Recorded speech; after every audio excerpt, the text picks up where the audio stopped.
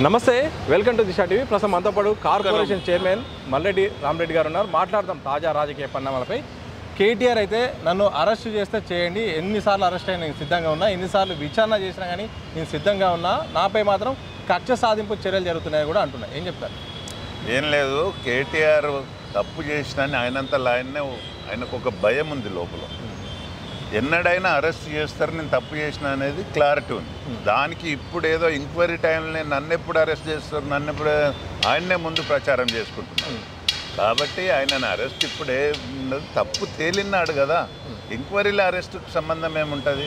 Enquiry జరగాలి, తప్పు తేలాలి, అప్పుడు అవసరమైతే తప్పు చేసినట్టు అయితే అరెస్ట్ అవుతాడు ఎవరైనా. అది కేసీఆర్ వచ్చి ఎంతమందిని చూడలే, మన ముఖ్యమంత్రులు ఉన్న వాళ్ళు కూడా జైలుకు పోయిన వాళ్ళు ఉన్నారు. ఈయన పెద్ద తోపు కాదు, లేకపోతే ఆయన రోజు రోడ్ల మీద పిచ్చోన్లాగా వల్గర్ భాష మాట్లాడుకునడం, అలాంటి మాటలు మాట్లాడుతున్నందుకన్నా రెచ్చగొడదామని చూస్తుంది. కానీ మా ముఖ్యమంత్రి ఇలాంటి తాటాకు సప్పుల్లకు భయపడేటోడు కాడు. కాబట్టి ఖచ్చితంగా ఆయన తప్పు ప్రూవ్ అయినాడే ఆయనకు శిక్ష పడుతుంది. ఎందుకు పదే పదే నన్ను అరెస్ట్ చేస్తారేమో అనే ఒక మాట మాట్లాడారు. నేను ఎలాంటి తప్పు చేయలేదు, ఎన్నిసార్లు అరెస్ట్ అయినా కానీ నేను భయపడను, గతంలో కూడా అరెస్ట్ అయినా, మళ్ళీ కూడా అరెస్ట్ అవ్వడానికి సిద్ధంగా ఉన్నాను అంటున్నాను. ఆయన ఎన్నడూ అరెస్ట్ అయ్యాడు? తెలంగాణ ఉద్యమంలో అంటున్నాడు. ఏ రోజు ఉద్యమంలో అరెస్ట్ కాలే. అందరూ సకల జనులు సమ్మె చేసి తెలంగాణ కాంగ్రెస్ పార్టీ ఇస్తే దాన్ని వాళ్ళు క్లెయిమ్ చేసుకుంటున్నారు తప్ప వాళ్ళు ఉద్యమంలో ఎన్నడూ పోరాటం చేసింది లేదు, వాళ్ళు అరెస్ట్ అయ్యింది లేదు. అవి పచ్చి అబద్ధాలు కదా. ఆయన వచ్చి అమెరికాలకైనా వచ్చి డైరెక్ట్ ఎమ్మెల్యే తర్వాత మంత్రి అయినోడు, ఆయన ఎన్నడూ ఉద్యమం చేసిండు, ఎన్నడూ రోడ్ల మీద పడి కొట్లాడిండు. ఒక్క విజువల్ చూపించండి, కేటీఆర్ 4 రోజులు ధర్నా చేసినట్టు, లేకపోతే ఎండలో కూర్చున్నట్టు, లేకపోతే ఇంకేమన్నా పని ఉద్యమం చేసినట్టు చూపించండి. ఉత్త పచ్చి అబద్ధాలు చెప్పుకొని బతికిర్రు 2 రోజులు. ఈ రాష్ట్రాన్ని అంటే అబద్ధాలు చెప్పే దాంట్లో కేసీఆర్ కూడా ఎన్ని అబద్ధాలు చెప్పాడు. దళితుల్ని ముఖ్యమంత్రి చేస్తాన్నాడు, నేను మెడ కోసుకుంటా అన్నాడు, తలకాయ కోసుకుంటా అన్నది, ఇవన్నీ వదిలిపెట్టి ఇవాళ పచ్చి అబద్ధాలు చెప్పుకుంటూ తిరుగుతున్నారు తప్ప వాళ్ళ మాటలను ఎవ్వరు నమ్మే పరిస్థితి లేరు. ఈ రాష్ట్రంలో వాళ్ళ దిక్కు మళ్ళీ కూడా చూడట్లేదు. ఫార్ములా ఈ కేసులో అత్యంత ముఖ్యమైన వ్యవహారం అయితే Arvind Kumar IAS, Prabhakar Rao phone tapping ఎట్లో అరవింద్ కుమార్ అట్లా అరవింద్ కుమార్ వాంగ్మూలం బట్టి కూడా విచారణ జరుగుతుంది. ఆయన మాత్రం మరి ఈ మధ్యకాలంలో కనిపించడం లేదు. మీకే ఆ విషయంలో నా ప్రభుత్వం తరఫున ఆయన క్లారిటీ ఇస్తారా? ఇప్పుడు అరవింద్ కుమార్ ఈరోజే ఇప్పుడే ఎంపీ గారు ప్రెస్ మీట్లో చెప్పారు, అరవింద్ కుమార్ కనబడట్లేదు.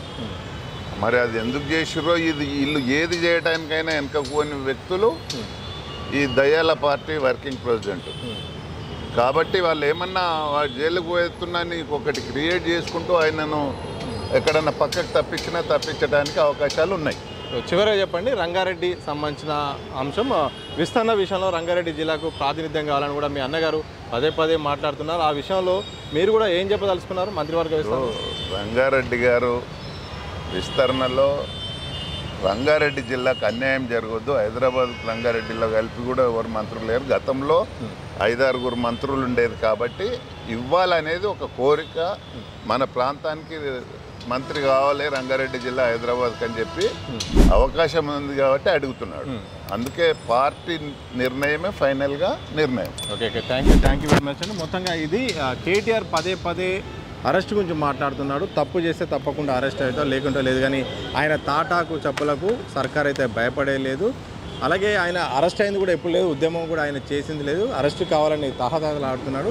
దర్యాప్తు సంవత్సరం తప్పకుండా ఆయన తప్పు చేసిందంటే మాత్రం అరెస్ట్ అయితే చేస్తాయి. దాంతోపాటు రంగారెడ్డి జిల్లాకైతే మాత్రం మంత్రివర్గ విస్తరణలో ప్రాధాన్యత ఇవ్వాల్సిన అవసరం ఉంది. ఎందుకంటే రాష్ట్రంలోనే సగం జనాభా కూడా రంగారెడ్డిలో ఉంది. అలాగే నెక్స్ట్ జిహెచ్ఎంసీ ఎన్నికలు ఉన్నాయంటే వాటిని దృష్టిలో పెట్టుకొని ఇవ్వాలని కూడా కార్పొరేషన్ చైర్మన్ మల్లెడ్డి రామరెడ్డి గారు అయితే స్పష్టం చేసిన సందర్భాన్ని చూడొచ్చు.